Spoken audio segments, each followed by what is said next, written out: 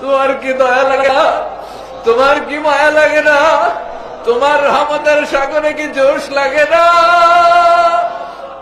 রব্বুল আলামিন, আমরা জীবনে যত গুনাহ করেছি, মাথাটা নিচু করে চোখের পানি ছেড়ে 6 দিন ব্যাপী তাফসীর মাহফিলে ছোট্ট বাচ্চার মতো হাউমাউ করে তোমার কাছে ক্ষমা চাই, আর জীবনে গুনাহ করব না। রব্বুল আলামিন, আমাদের জিন্দেগীর সব গুনাহ তুমি মাফ করে দাও।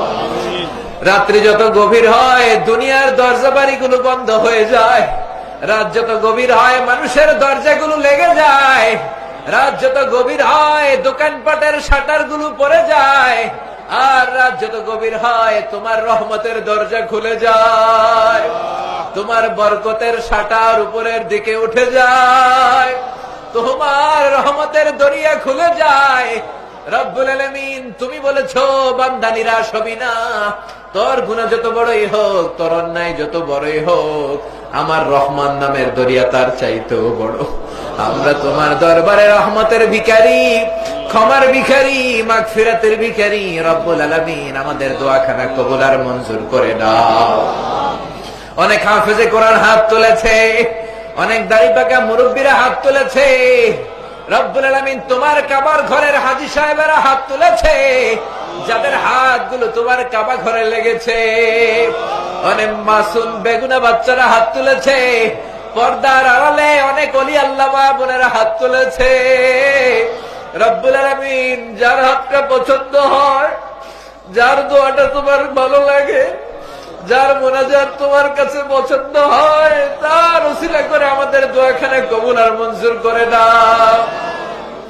এলাকার লোকের বদ্ধমূল ধারণা পারলাগের ইসলামী সমাজ কল্যাণ পরিষদের শেষ দিনের আখিরে মোনাজাত কবুল হয়ে যায়।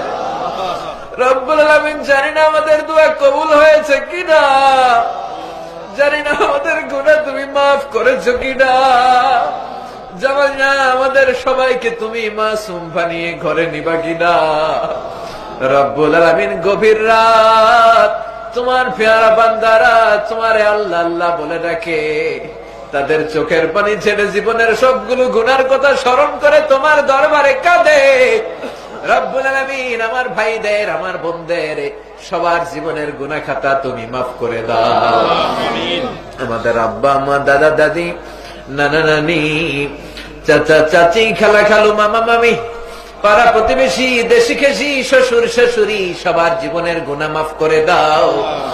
জানি না আমার কোন ভাইয়ের আব্বা দুনিয়ায় বেঁচে নাই, কোন ভাইয়ের আব্বা দুনিয়ায় বেঁচে নাই, কোন ভাইয়ের দাদা বেঁচে নাই, কোন ভাইয়ের দাদি বেঁচে নাই, কোন ভাইয়ের নানা বেঁচে নাই, নানি বেঁচে নাই।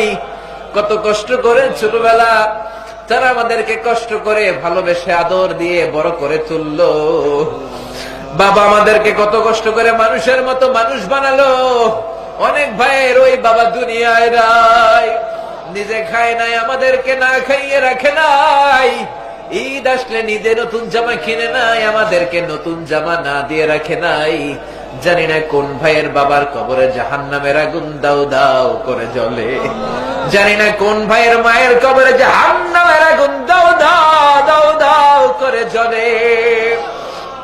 জনম দুঃখিনী মারে কত কষ্ট দিলাম, পেটের ভেতরে দিলাম, পেট থেকে বের হয়ে দিলাম, এখনো জনম দুঃখিনী মারে কষ্ট দিয়ে যাই।